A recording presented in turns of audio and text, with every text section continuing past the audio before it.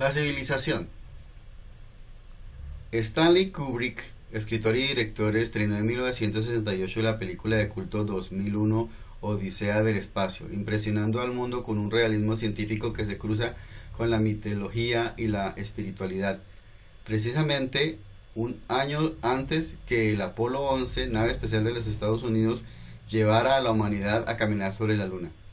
Las escenas del film de acción son alucinantes, permitiendo soñar con unas nuevas experiencias extraterrenas en una casa flotante que comenzamos a llamar base espacial. El mundo que nos muestra la historia de la película es avanzado, no solo por la cantidad de nuevas máquinas, sino porque nos promete una sociedad unificada que se esfuerza por sacar adelante la raza con una mirada hacia el infinito del espacio.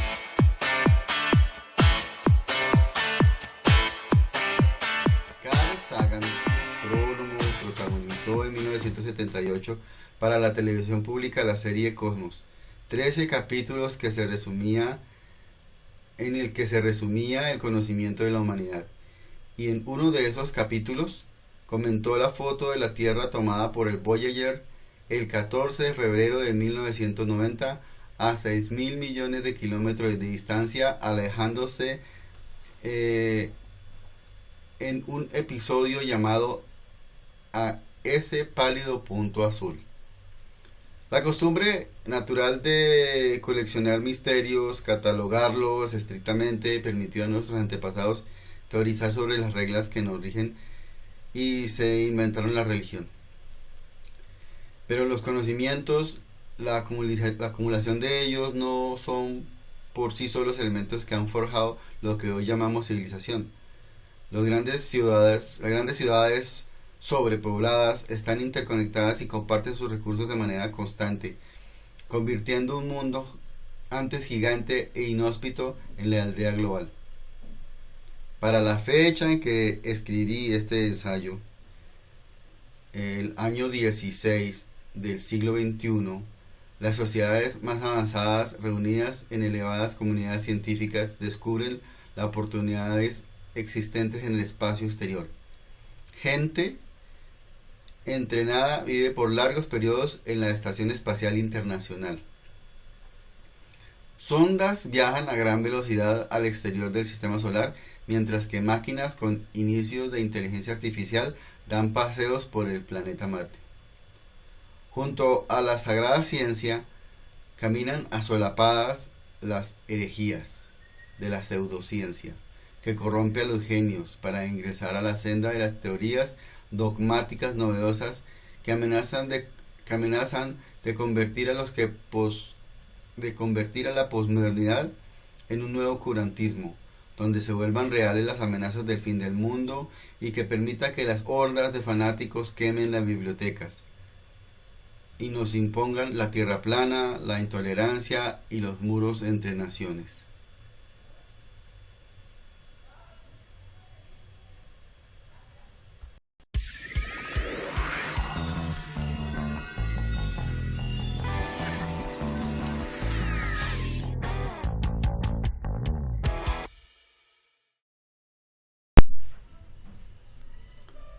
Hola, has ingresado a Texto Fresco. Bienvenido a este nuevo programa de la revista TXF para iVoox, Spotify y YouTube, donde vamos a realizar un viaje por los eventos que nos entretienen, nos hacen reflexionar, suspirar y soñar.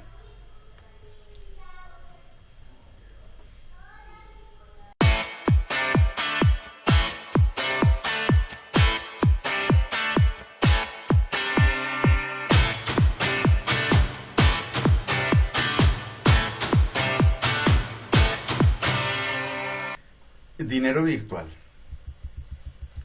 El dinero es un elemento cotidiano en nuestras vidas.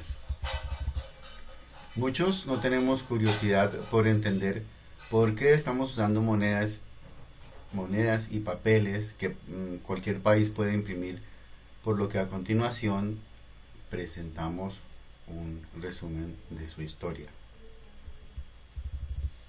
Los libros nos cuentan que desde tiempos remotos se usan archivos valiosos como forma de pago. La sal está en esa lista, tanto así que hoy sabemos que desde este uso como moneda de pago es donde viene la palabra salario.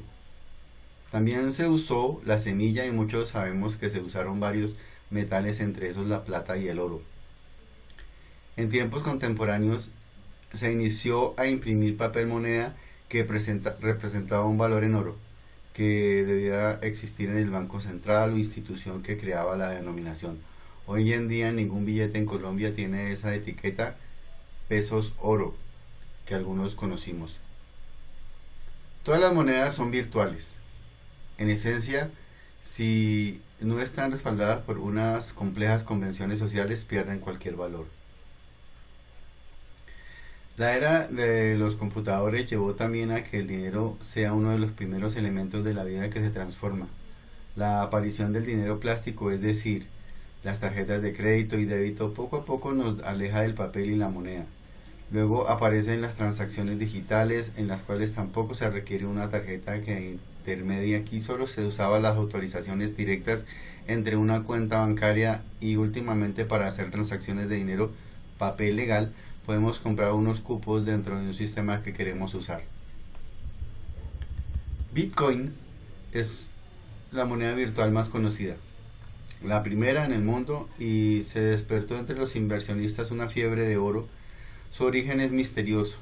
En el año 2007 el señor Satoshi Nakamoto, de quien no se sabe mucho, resolvió el algoritmo que evitaba que la moneda se usara más de una vez.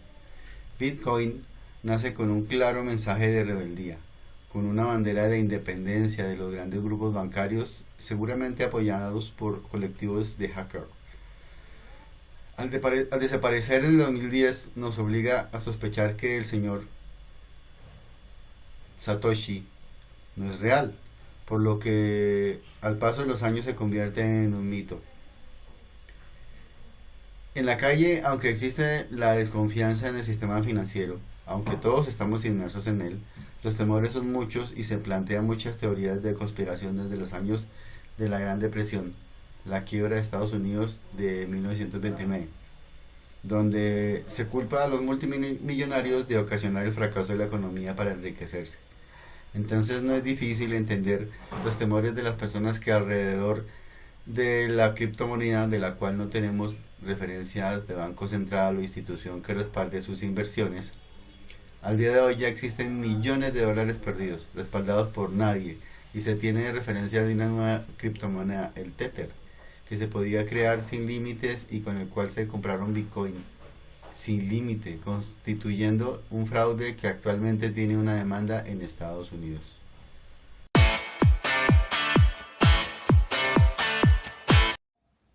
Buenas noches, este es el primer video que estoy realizando para hacer un diario constante del proceso que voy a llevar antes, durante y después del viaje en moto. Hola, vamos a entrar a una sección del podcast que se llama Aventuras. Hace 2 años publiqué en este mismo canal de YouTube la aventura, mi primer largo viaje en moto a Pasto. Eso sucedió el 8 de diciembre de 2018, la aventura. En el video, voy a hacerles un resumen. El video, que dura 16 minutos, arranco con un video, con una preparación de todos los elementos que participan. Está la maleta, está la moto, y continúo con la salida. Ese viaje estaba calculado para 17 horas. Tenía que pasar por Soacha, por Girardot. La idea era que el primer punto de descanso, que era a las 12 horas de viaje, si salía a las 5 de la mañana, estaría llegando en la noche a Pasto. a Pasto no, a Popayán, donde ya estaba planeado quedarme en la casa de un tío.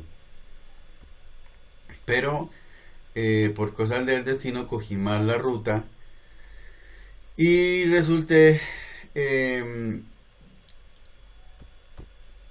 en una reserva indígena. Por cosas del viaje resulté en Insa, Cauca, donde si hubiera tenido suficiente tiempo hubiera ido a conocer el museo que hay allá. Pero bueno, recorrí el pueblito, me tomé unas cuantas fotos, fui al baño, tomé gaseosa, tomé tinto. Entonces el 12 de diciembre del 2018 llegué a Popayán.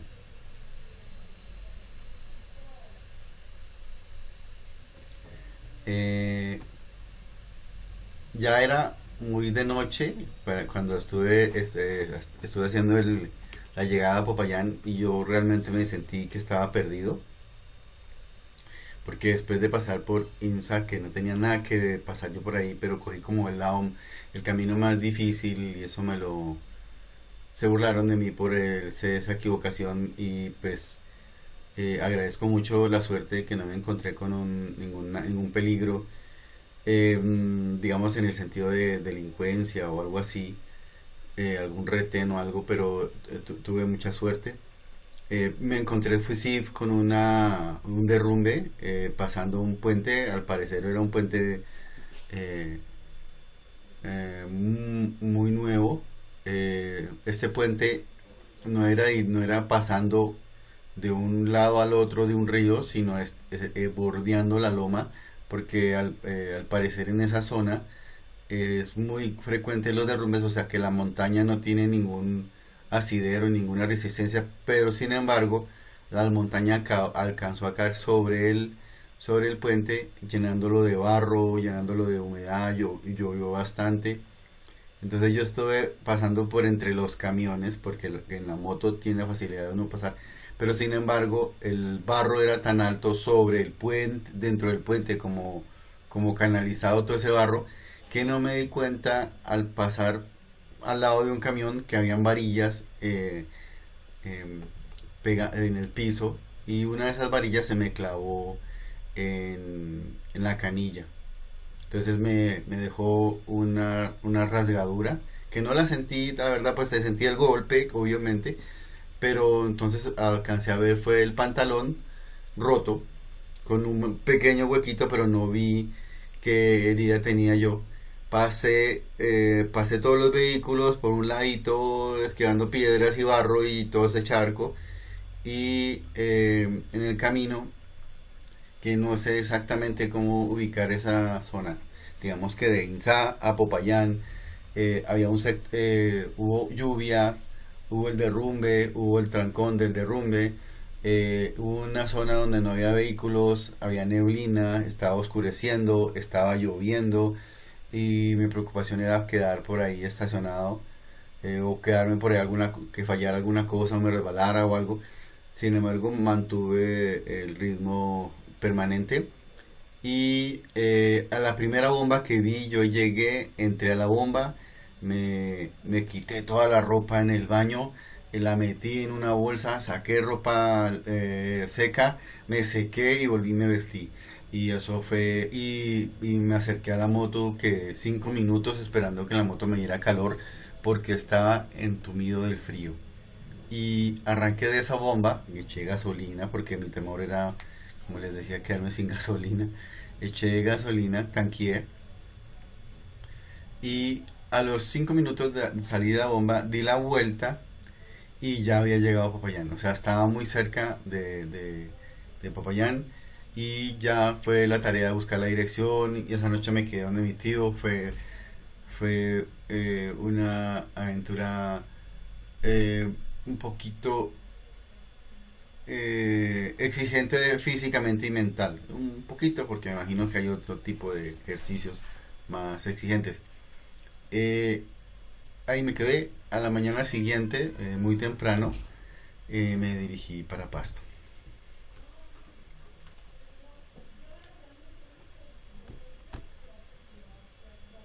Ya pues llegué a Nariño.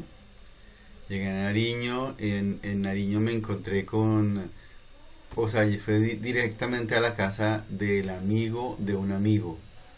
Eh, Me lo recomendó Rogerio Arevalo, la casa de don Carlos, don Juan Carlos Paredes, músico, profesor.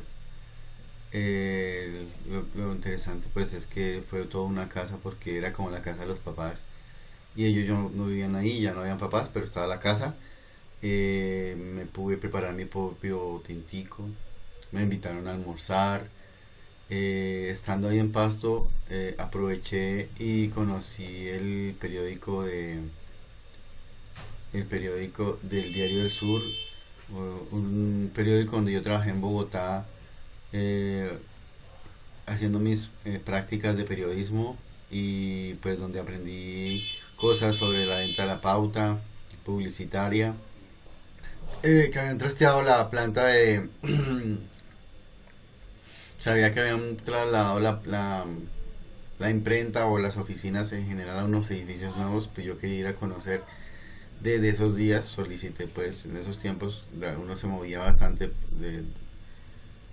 por los departamentos y las ciudades gracias al periódico, era algo muy interesante, muy bueno. Pero nunca me dieron luz verde para ir a Pasto o patrocinarme en el viaje para conocer las oficinas. Esta oportunidad quise conocer, era como una de las metas que quería. Pues este viaje es para tres cosas en general. Eh, Ir a la iglesia de las Lajas, el templo de las Lajas, ir al lago de Cocha, conocer el periódico, eh, conocer Pasto, que no conocía la ciudad de Pasto. Esas eran, digamos, como las inquietudes que yo tenía, pues aparte del mismo reto de viajar en la moto. Entonces, luego de salir, de ir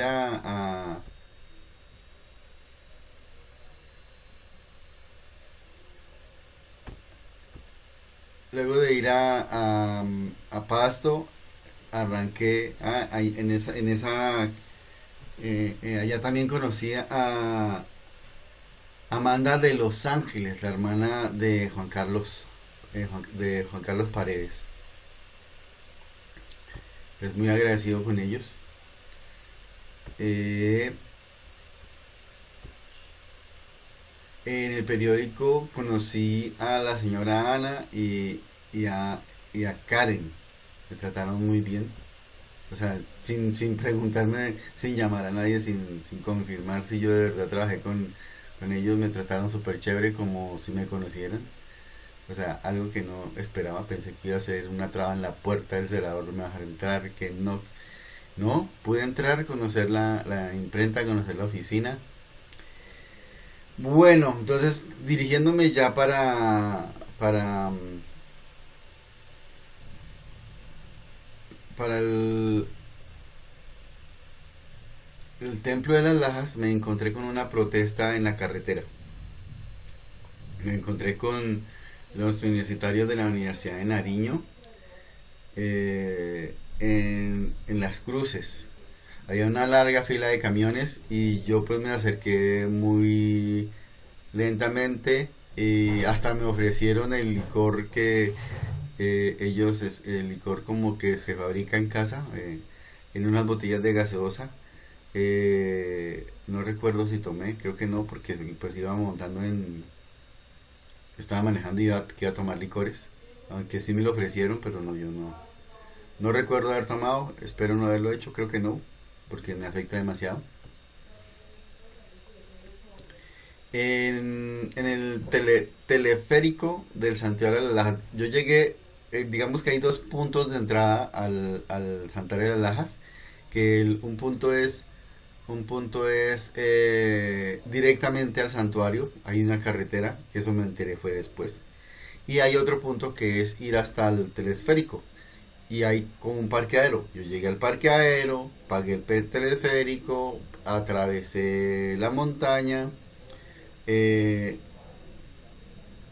pero para mí hubiera sido más práctico. Bueno, el hecho de conocer el telesférico fue interesante. Pero perdí tiempo, porque yo llegué muy tarde. Ya eran las 5 y algo cuando llegué al telesférico, ya se estaba oscureciendo. Alcancé a pasar, alcancé a ir a la iglesia, al templo, alcancé a orar un poco. No pude entrar al museo, que queda como en una escalerita al lado del, del templo. Y cuando ya estaba saliendo, porque decían que en unas horas, en las horas siguientes iban a ya no hacer servicio de teleférico, ya estaba pago la ida y la vuelta. Entonces salí corriendo y desde el teleférico alcancé a ver cómo prendían las luces. Era época navideña, las luces de Navidad.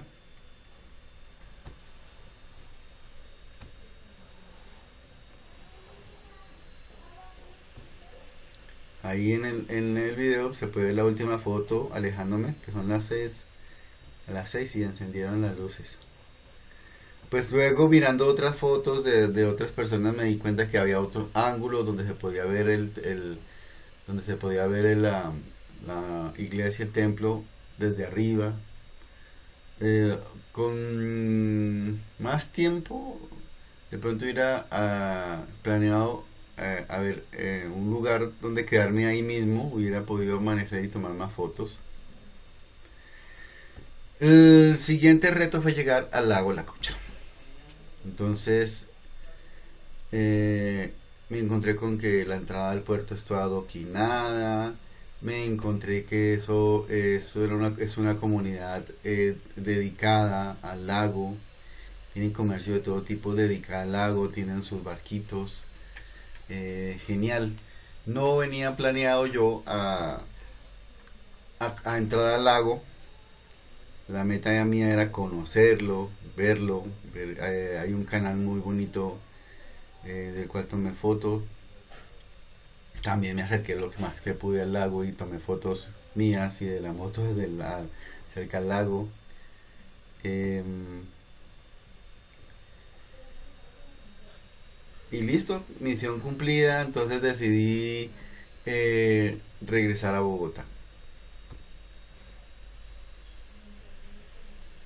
Regresé a Popayán, donde aproveché para visitar eh, Instel, que era como una empresa que manejaba mi tío y mi primo Ivinson, mi tío Humberto y mi primo Ivinson.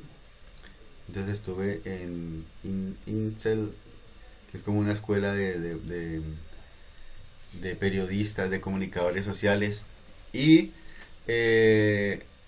después de haber pasado por ahí, pasé por Pereira y saludé a mi primo personalmente. Lo encontré en un colegio donde eh, tiene un colegio donde él tenía alguna intervención o administración. Y el 16 de diciembre, según mis cuentas,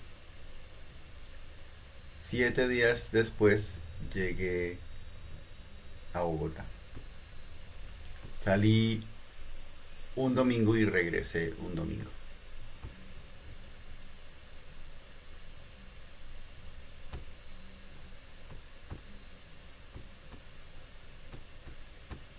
Hola, son las 5 de la mañana.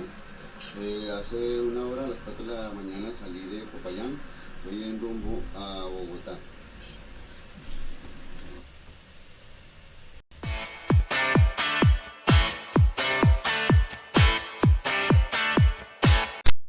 Hemos llegado a la parte de nuestro podcast, la sección de Comisec, de eventos especiales paranormales de ficción. Esta sección Comisec, para los que no han oído mi explicación anteriormente, es la primera vez que se unen al podcast. La explicación es la siguiente. Cuando terminó Archivos X, yo quise hacer mis propios Archivos X. Entonces me inventé un mundo en el cual un par de compañeros de un periódico normal colombiano decidieron, o sea, al ser testigos de eventos paranormales, extraños que no se publican en los periódicos comunes y corrientes, decidieron hacer una revista que se llamaba Comsec, Complot y Secretos. Entonces he venido creando una historia en la cual estos personajes se encuentran con cosas interesantes. Es muy posible que publique un libro del tema, pero también hay unos capítulos que son los archivos Comisec.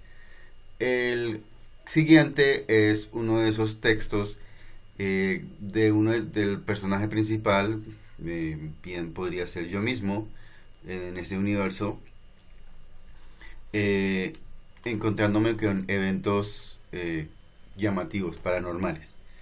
Este episodio se llama El viajero del tiempo de 2060. Podría también llamarse Caso El viajero.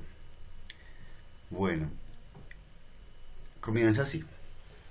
Encuentro un personaje en Reddit que está diciendo que es un viajero en el tiempo que viene a corregir el fin del mundo. El hombre narra que nació en Querétaro, donde la tecnología es una religión. Entre comillas. En mi caso, mis padres habían participado en eventos oficiales como profesores que son, por lo que me inscribieron en cuanto programa de nuevas tecnologías de la educación se inventaban. El sujeto, con el nickname de Tlaca LL, cuenta que con él probaron un chip de aprendizaje que instalado en su cabeza funcionó especialmente bien con su cerebro, por lo cual el Departamento de Tecnología de la Información, el TI, lo reclutó a los 15 años. Tlaca LL nos explica específicamente de qué trata el asunto del chip.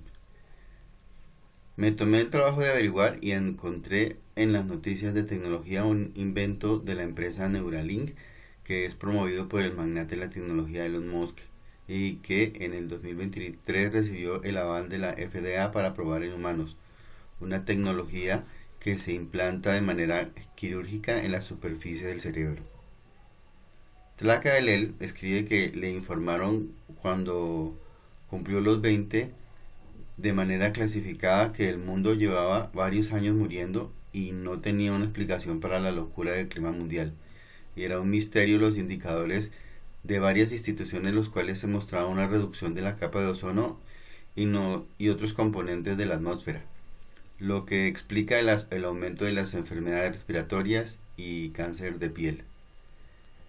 El misterio en parte se resolvió cuando se organizó un equipo interdisciplinario e internacional que les obligó a intercambiar información.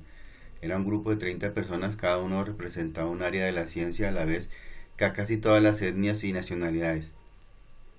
Todos expusieron la información que tenían, escribe Tlaca LL. Y por varios días se vislumbró nada, hasta que un joven físico alemán perteneciente al CERN, Centro Europeo para la Investigación Nuclear o Laboratorio Europeo de Física de Partículas Elementales, pasó al frente.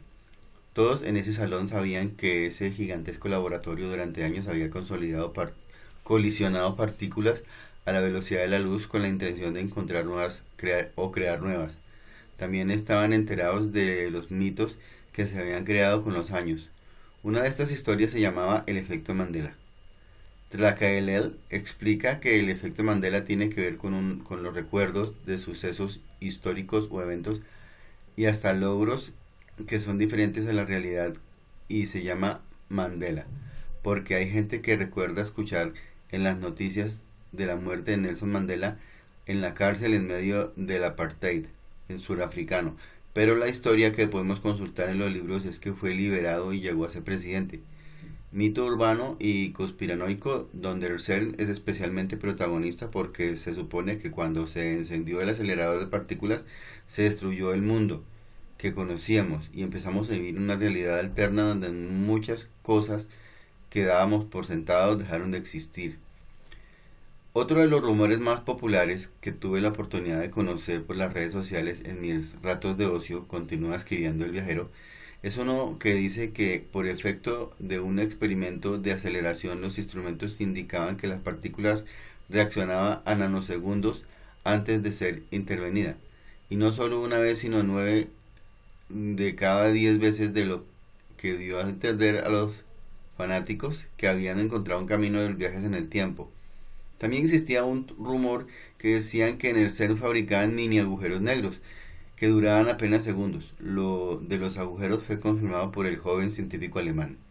Y no solo eso, narra Tlacalael, el doctor en física, un hombre moreno, de ojos azules, cabello rojizo y unos 180 centímetros de estatura, describió sobre el tablero sensible al tacto una cantidad de cálculos que explicaban, en perfecto español, cómo había logrado crear unos agujeros negros que se enroscaban dentro de otros para permitir un salto espaciotemporal, y que en el año 2030 hicieron un experimento especialmente peligroso en el cual enviarían al año 2026 un paquete de partículas de fácil lectura para que los científicos pudieran detectarlos. Lo que efectivamente ocurrió, pues a pocas horas de realizar ese histórico experimento hallaron que desde hacía 4 años había el registro de anomalías gravitacionales en la mesósfera, a unos 50 kilómetros del suelo, en las zonas del planeta llamado Punto Nemo. Resumiendo, dice el narrador del CERN, con permiso de las naciones patrocinadoras, había enviado al pasado erróneamente un agujero negro nanométrico y que al cabo de los años no se desvanecía como sucedía con los creados en el laboratorio. Por el contrario, este monstruo estaba absorbiendo la atmósfera lenta y inevitablemente, y si no se hacía nada acabaría de manera agonizante con la vida del planeta. Es allí donde entro yo, asegura Tlacalael, y mi capacidad de almacenamiento de datos implantada en mi cerebro, porque los científicos del acelerador se habían reunido previamente por años con los militares de la OTAN y la NASA para aprovechar las nuevas tecnologías y resolver el asunto momentos antes de que sucediera de la manera más táctica posible y que no afectara a ningún otro evento al futuro. Entonces esta fue la forma en que me enviaron desde el año 2060 al año 2023 a evitar un accidente catastrófico que ocurriría en el 2026 y que habría ocasionado un calentamiento global, inundaciones e incendios por todo el globo, reduciendo en pocas décadas a la población humana y animal a la mitad, incentivando guerras civiles y desesperanza por doquier. Vine a evitar el apocalipsis. Espero les haya gustado esta historia. Para los que se están preguntando qué sigue, sí señores, va a una segunda parte. Las estaremos viendo, pueden estar viendo en la página textofresco.co y en las otras redes el link para cuando aparezca la segunda parte.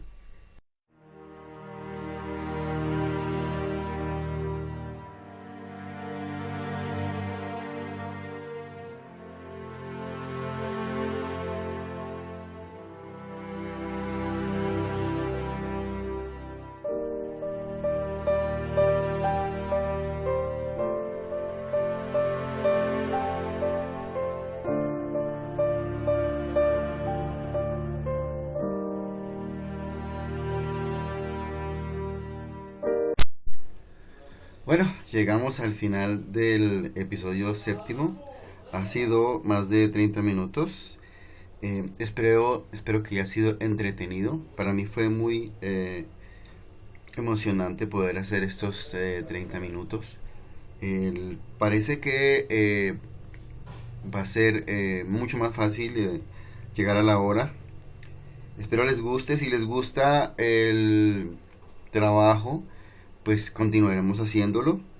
Si quieren leer más textos, pueden leerlos en textofresco.co. Escribo todos los días, estoy en todas las redes. Pueden escuchar estos audios en YouTube, en iVoox, en Spotify. Pueden escribirme sus opiniones aquí en el espacio que tiene cada plataforma para opiniones. pueden compartirlo. Si les gustó, pueden compartirlo. Pueden escribirme también a textofresco@gmail. Quiero agradecer y invitar a que vean la página de audios de fitisound.com. Antes de irme quisiera hacer o leerles una reflexión sobre la revolución que falta. Yo pienso que estamos aburridos de las protestas, de los destrozos, de las tristezas que trae tanto muerto ocasionado por las ideas sembradas en la cabeza de algunas personas de que hay que borrar del mapa a los que no están de acuerdo con ellos. Las personas que marchan mañana, tarde y noche en estos días en Colombia están cansados de pedir por las buenas, agotados de hacer filmatones, rendidos de poner demandas en los juzgados nacionales e internacionales exigiendo nuestros derechos. Los problemas que enfrentamos son el resultado de la pérdida de credibilidad de la justicia, porque los políticos nos dieron a entender que por encima de la ley están las roscas. Las protestas violentas son más de esas costumbres arraigadas en nuestras culturas y esta desde la búsqueda de nuestra independencia. Es parte de nuestra educación de los colegios públicos vernos como mantenidos, sentirnos reducidos e imperfectos al compararnos a la gente del primer mundo, todos ellos elegantes y educados, una fuerte razón para odiarlos y para evitarlos. La revolución que falta es la exposición de una tesis que busca que emprendamos nuestros desafíos, que incluye no seguir comparándonos con ningún otro pueblo, porque al cabo todos los países han pasado por su infierno y dice la vieja popular, la ropa sucia se lava en casa. La idea es lograr una revolución sin agredir a alguien o descartar de ideas de plano.